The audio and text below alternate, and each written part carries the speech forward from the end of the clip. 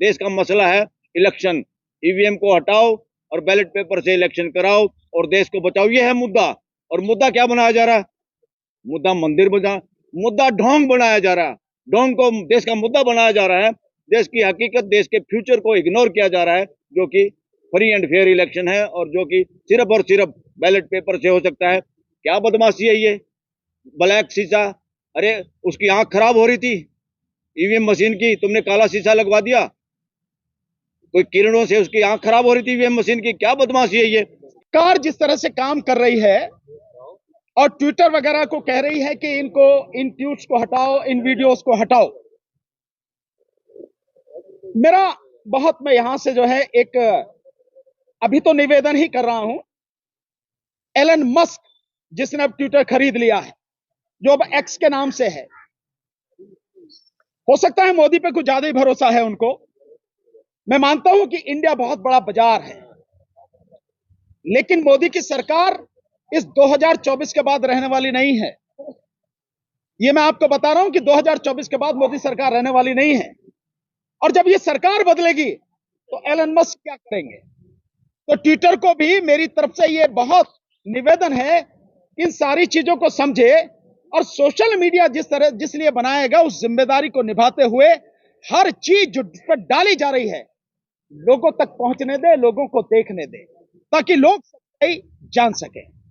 और इसी सच्चाई को मजबूती से उजागर करने वाले हमारे बीच में एक बहुत जुझारू साथी हैं, सुप्रीम कोर्ट के एडवोकेट हैं, आदरणीय श्री बलराज मलिक साहब हमारे बीच में हैं। आप देख रहे हैं, आप लोग लगातार उनको सुप्रीम कोर्ट में कवर करते हैं।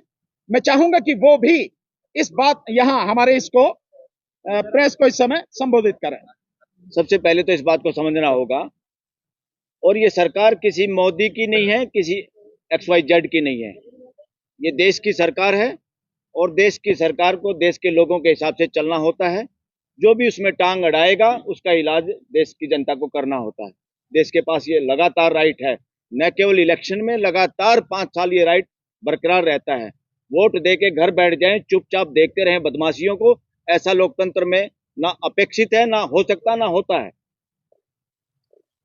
रही बात इलेक्शन कमीशन की, इलेक्शन कमीशन एक माध्यम है, देश के लोगों के लिए एक संस्था है जिसका काम है फ्री एंड फेयर और ट्रांसपेरेंट इलेक्शन कराना।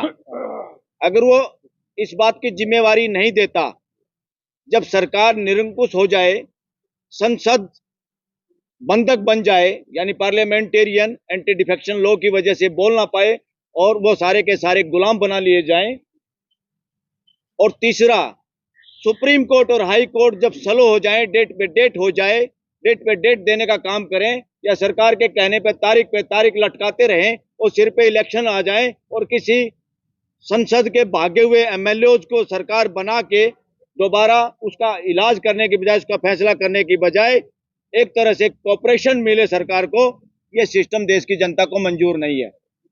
इसलिए ऐसे हालात में किया क्या जाए? कानून क्या कहता है, संविधान क्या कहता है?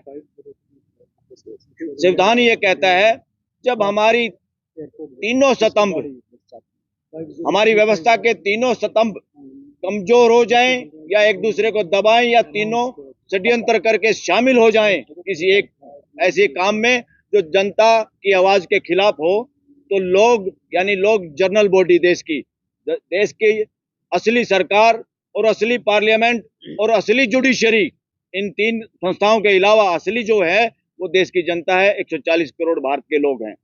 अगर वो जो चाहते हैं उनके अनुरूप कोई काम नहीं करती सरकार, पार्लियामेंट उनके अनुरूप कानून नहीं बनाती, संस्थाएं जो संवैधानिक संस्थाएं काम नहीं करती, चाहे वो हाई कोर्ट हो चाहे सुप्रीम कोर्ट भी हो, तो देश की जनता के पास वो सारे अख्तियार हमेशा रहते हैं, 24 घंटे, पूरे हफ्ते, 365 दिन और पूरे 5 साल।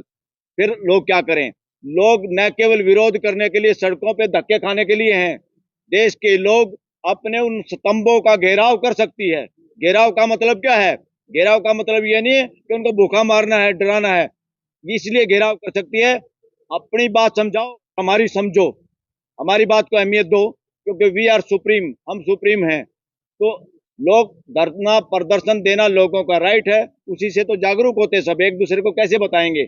एक आदमी को 10 आदमी को बात पता है, पूरे 140 करोड़ को कैसे बताएगा? इसलिए वो जो साधन है सोशल मीडिया के भी, फेसबुक है चाहे एक्स है जिसको ट्वीट बोलते हैं, अगर ये लोग भी किसी सरकार को जिसको भारत सरकार का नाम उसके सामने झुकने का काम ना करें तो देश की असली सरकार, देश के 140 करोड़ लोग हैं और वो सोशल मीडिया के पक्ष में खड़े हैं, वो ट्विटर के साथ खड़े हैं, वो फेसबुक के साथ खड़े हैं, वो सोशल मीडिया के साथ खड़े हैं। ये कोई ना इस भारत सरकार की किसी भी ऐसे काम पे झुकने का कोई सवाल नहीं है। भारत सरकार बदलती रहती है, हम अपने नुमाइंदे बदलते रहते हैं, आज कोई और है कल कोई और आ जाएगा। ये देश की जनता वही है और ये देश की जनता लगातार जागरूक रह के अपने इस काम को कराएगी।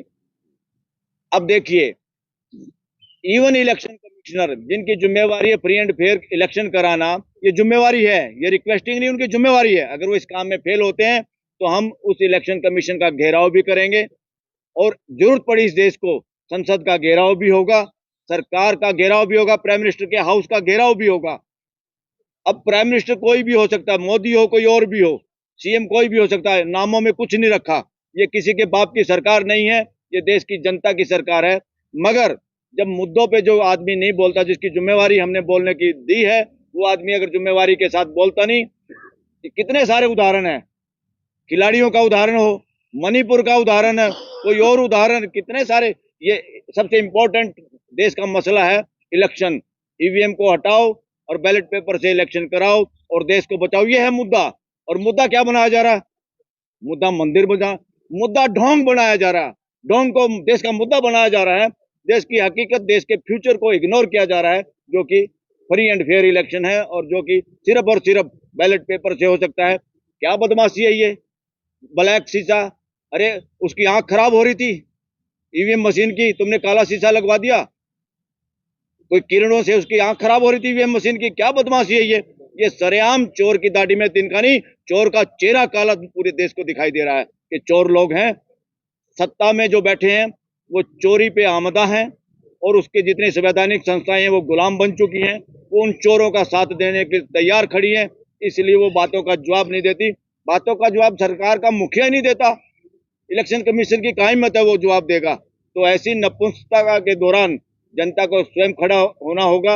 और ये वीवीपैट, ये जो पॉलिटिकल पार्टियां जो बात कर रही है ना, ये भी रिक्वेस्टिंग मोड में कर रही हैं, ऐसे हो जाए, वो गिनती हो जाए, फलाना हो जाए।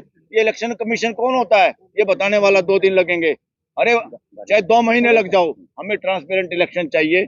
और उस जिस आदमी को वोट दें, जिस सरकार को लोग बनाना चाहें, अगर वही नहीं बनेगी तो इतना बड़ा धोखा देश के साथ कैसे बर्दाश्त करेंगे? ये बर्दाश्त से बाहर है। और पॉलिटिकल पार्टियों की बपोती नहीं है ये देश, ये और सुन ले सारी पॉलिटिकल पार्टियों को भी अपना वजूद अगर बचाना है तो देश के लोगों के इशारे के साथ काम करना होगा, चलना होगा। इसलिए मैं इस प्रेस कॉन्फ्रेंस में ओपनली ये कहना चाहता हूं, 16 तारीख का जो मार्च है पटियाला हाउस कोर्ट से सुप्रीम कोर्ट में, उसमें बहुत सारे सब वकील हिस्सा लेंगे और इसके साथ साथ एक और काम इस देश के वकील करेंगे, एडवोकेट्स फॉर चेंज एक प्रोग्राम होगा, आप लोगों को डेट बता दी जाएगी। और दूसरा क्या होगा, सुप्रीम कोर्ट के सामने इस देश के वकील प्ले कार्ड लेके प्रदर्शन करेंगे। क्या प्रदर्शन करेंगे? कि आपकी ड्यूटी देश के लोगों के फंडामेंटल राइट को बचाने की है, सरकारों के इशारे पे काम करने की नहीं है, संविधान के साथ काम करने की है। अगर वो काम आपसे नहीं होता, जिन जजों से ये काम नहीं होता, वो अपने इस्तीफा देकर अपने घर चले जाएं, तनख्वाह मिलती रहेगी। ये देश और बर्दाश्त नहीं कर सकता इससे ज्यादा कि लोगों को ये लगे कि इस देश की कोर्टें भी सरकारी हो गई हैं। ये बर्दाश्त से बाहर है और ये देश की जनता सहन नहीं करेगी और देश के एडवोकेट भी इस बात को सहन नहीं करेंगे। धन्यवाद।